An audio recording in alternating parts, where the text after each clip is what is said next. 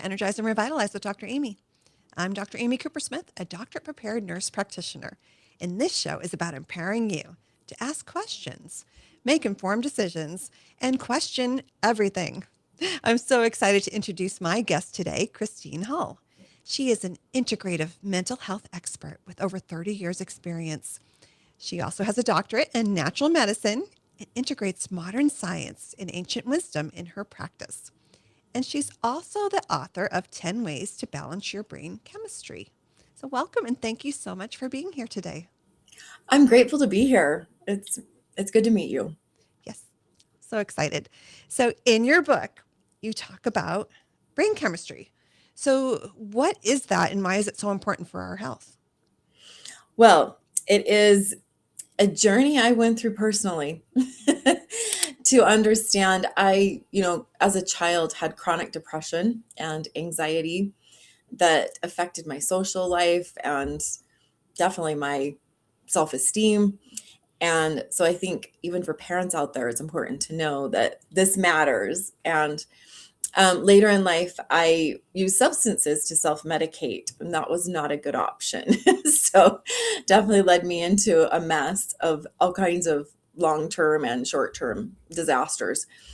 But the good thing that came from it is that I did go into the field of substance abuse counseling. That was my first career. And while I was figuring out, how did this addiction thing happen in my life and the lives of others, I realized kind of the 4-prong model. So this is the wellness diamond I talk about.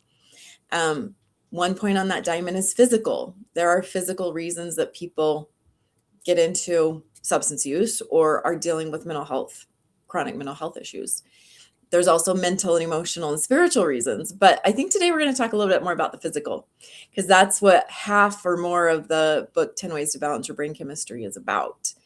And at the time in the 90s, there really wasn't much out there. I had, my own journey of finding solutions that just sort of came to me organically, or, I went to a bookstore. That was the era of bookstores.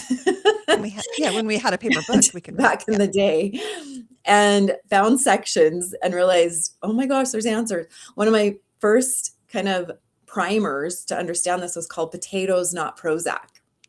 So right there, it kind of tells, and this was the early, kind of years of SSRIs. So, SSRIs are really common now. They've worked fairly well for depression, certain types of depression that are related to serotonin. But what's kind of funny is this book, Potatoes, Not Prozac, was explaining a lot more about behind the scenes, not only serotonin, but endorphin imbalance, and where food can be medicine, or it can also be a culprit to issues with brain chemistry as well. So what does the potato have that can help? I'm assuming it increases serotonin? It has. Okay. So do you want me to tell you about the 5 different types of chemicals that Yes. we discuss in the book? So the 5 types match up, and this is what's interesting, is they match up with substance categories, drug categories, basically. So we'll start with norepinephrine, also called noradrenaline. And so that's the one that is a stimulant, and people know all about that.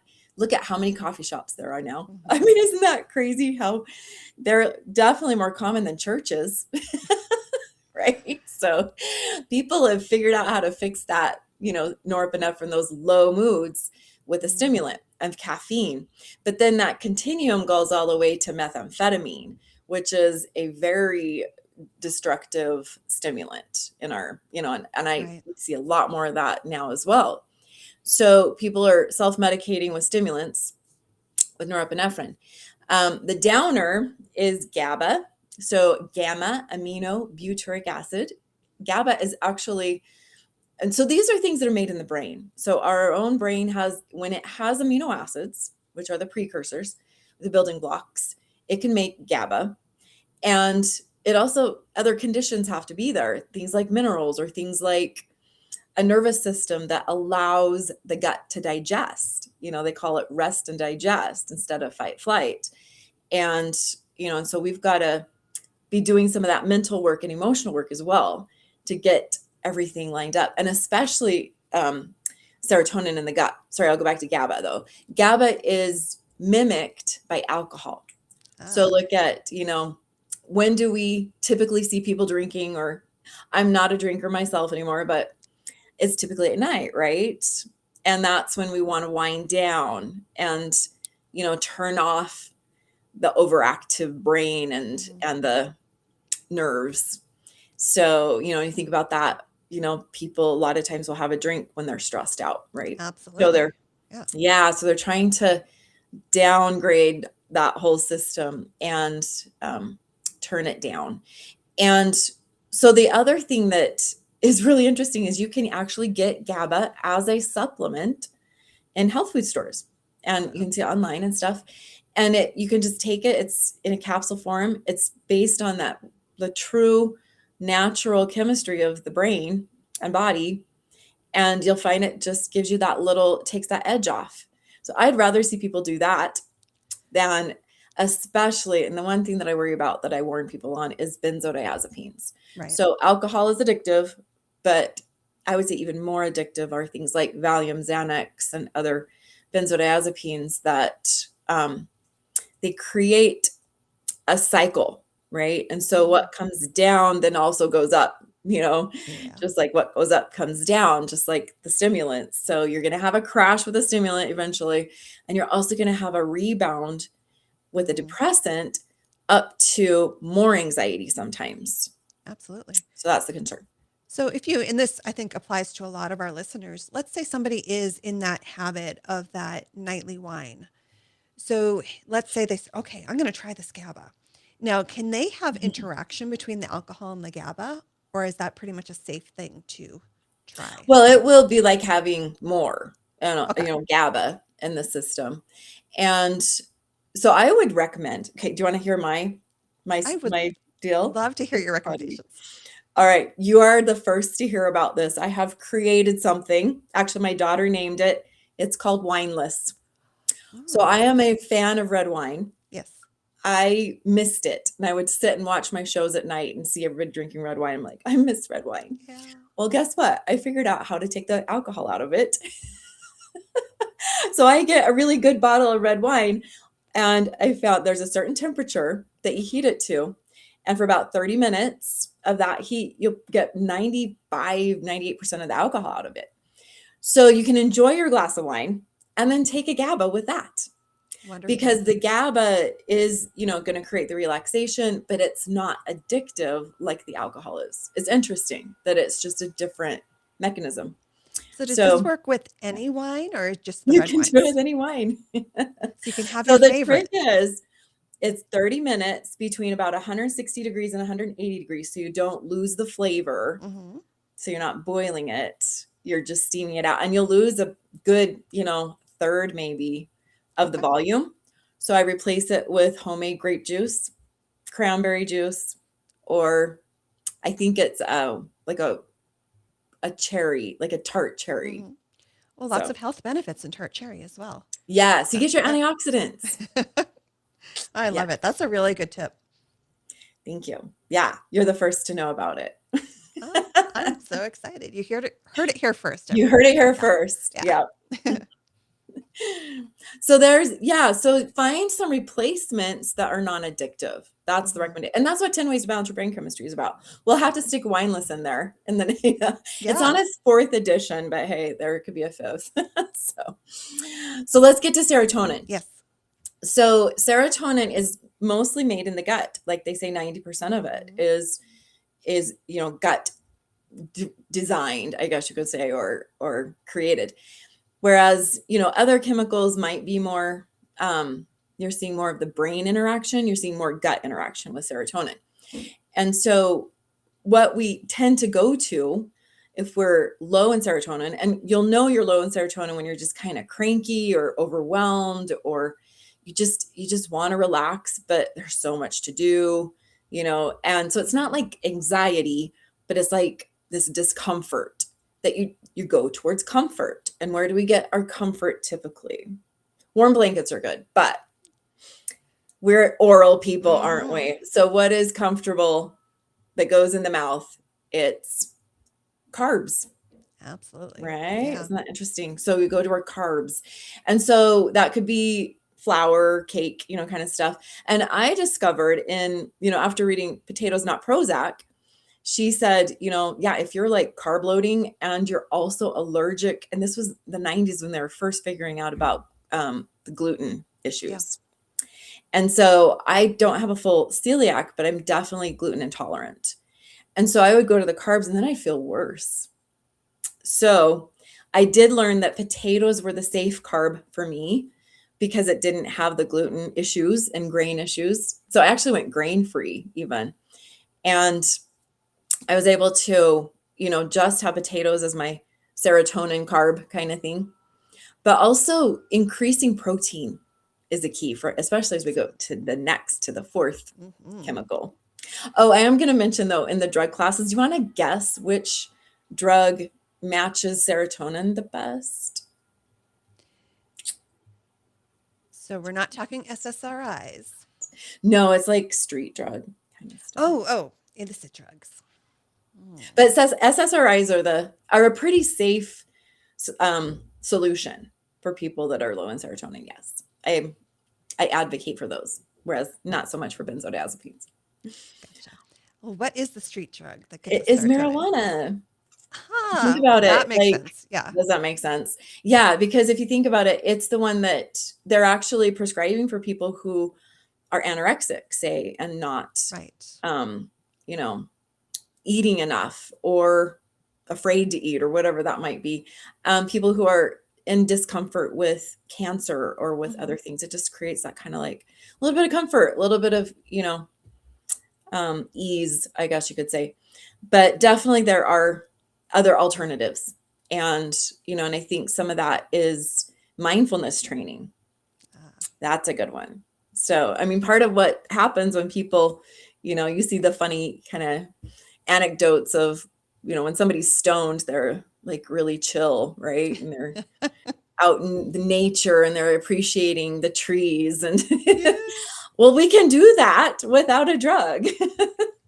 We can get really chill and just be fully present.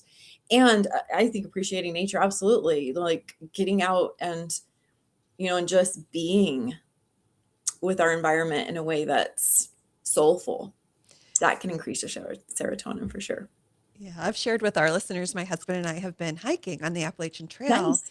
and there has been the smell of marijuana just permeating from the hikers, and we're like, okay, they're doing both. They're doing both. Okay. They're No young enough judgment. that they can do it. I think us older people might not be able to do both, but But isn't it nice to have full control over your own brain chemistry? I think rather than depending on something outside of you, that's what I hope to do with 10 Ways is empower Right. people. Well, I really like the tips you're giving, and I'm very excited about the potato because Yes. some people struggle with ice cream as their craving, but for me, it's the potato. So now I know why. Yes, more serotonin, please. And you Yeah. can also boost your serotonin with something called 5-HTP. Oh, yes. So 5-HTP is the metabolite for serotonin. So it's actually giving you more building blocks. Yes. So that you can work with that. So it's a good thing too. Yeah. And now people who are taking a prescription, though, SSRI, like a common antidepressant, probably shouldn't take the 5-HTP as well. Well, yeah, talk to a doctor maybe about that because you are increasing your serotonin load. And there is such a thing as, kind of, they call it serotonin poisoning, where you can get too much serotonin and it's not a good thing. So under medical supervision, please. Yeah. All right. Well, hold on. We're going to pause for a break from our sponsor.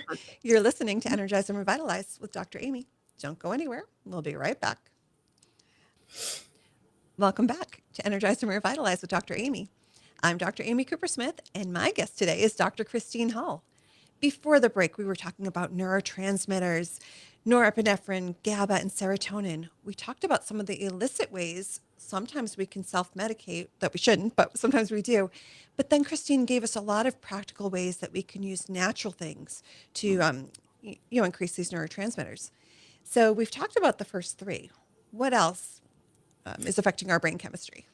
So the next one is the one that was the mystery to me because I'd figured out I had depression, chronic depression, and I had taken antidepressants. In fact, I tried Zoloft, so it was in the SSRI category, and I went into a bipolar episode, not a good thing for me. Mm. So it wasn't working for me to try to manage it with an antidepressant. So I continued to explore, like, what is this? And again, back in the book, Potatoes Not Prozac, she'd explained the difference between serotonin and endorphins. Ooh. And it was that helped me to see, like, oh, this isn't a serotonin thing, it's an endorphin thing. So now we talked about serotonin is kind of facilitated by carbs. Any guess on, I'm going to tell you that the endorphin idea is interorphine. So it's a narcotic. Yeah. So that's the illicit thing. So pain pills and heroin is on the extreme. But there's something that's accessible to all of us, and most people use it every day that's on that continuum. Any guesses? So a substance? It's a food type. Oh, chocolate. Oh, close. Yeah. Sugar. Oh, of course. Yes. Sugar. So sugar is a narcotic. And I don't Yep. know that people realize that, but when they've done research on it and looked at how addictive it is, Mhm. we know how addictive it is. And if you've ever gone to try to detox from sugar and clear it out of your system, you will go through withdrawals. Yep. It is very uncomfortable, right? And so trying to change the endorphin imbalance for me was like, what is there, right? And so when I talked about increasing proteins, that's one of the best things you can do. Wonderful. So if you can go into a high protein diet, it doesn't have to be a ton of meat. I mean, there's a lot of proteins out there that are, there might be a little bit of carbs with them, like nuts.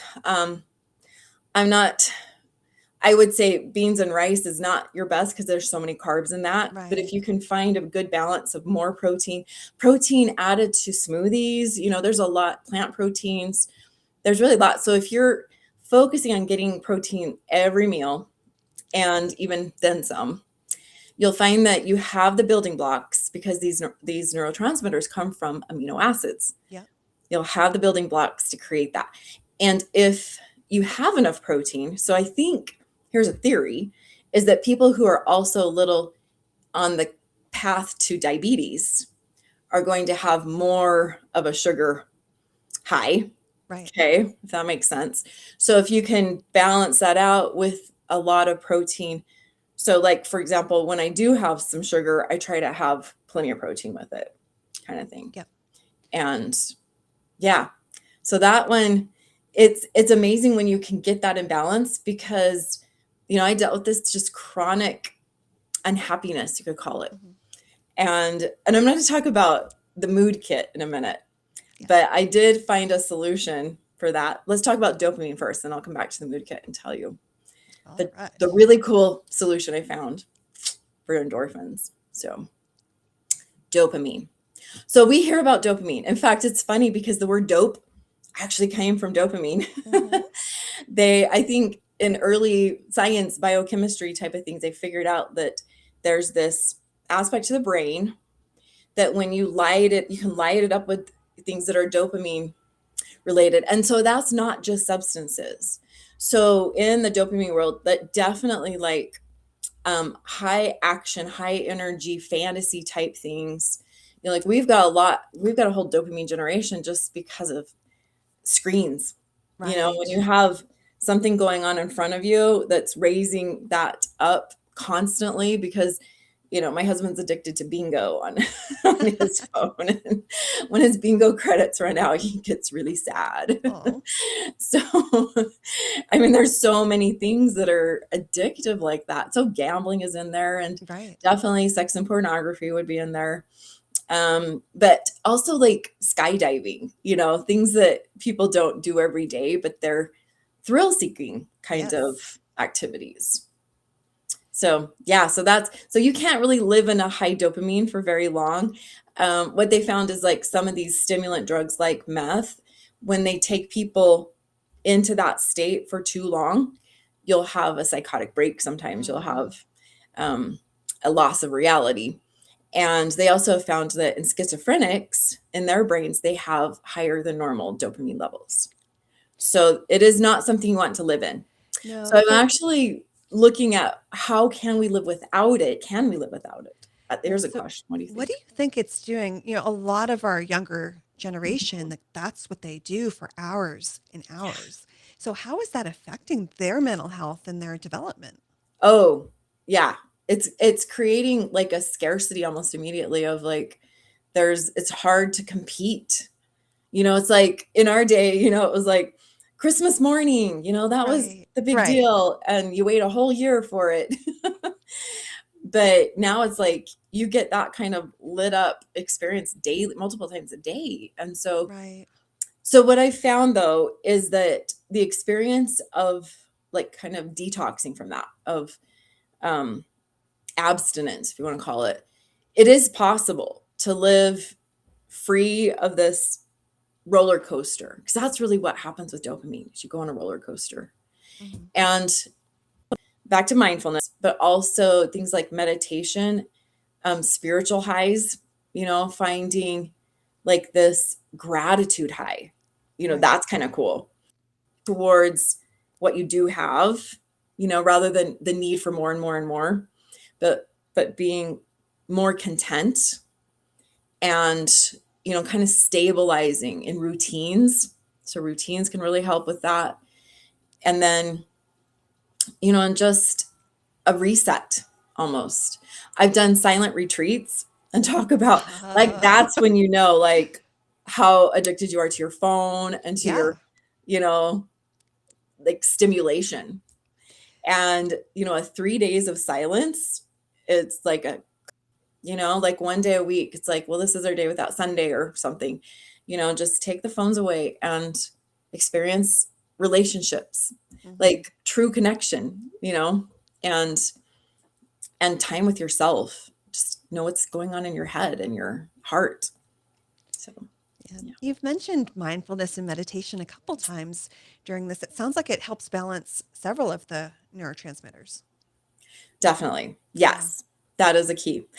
But there's also, so my background in natural medicine came from Quantum University. And so before we wrap up, I want to share this really cool thing that I discovered. What did you discover? What I discovered is we are layered. We are layered beings. And so at the 10 Ways to Balance Your Brain Chemistry is a bonus book called 4 Bodies, 4 Medicines. And so in 4 Bodies, 4 Medicines, I explain this layered us, which we have a physical body, which we're trying to change, and influence through food and behavior and, and substances, right? Mm-hmm.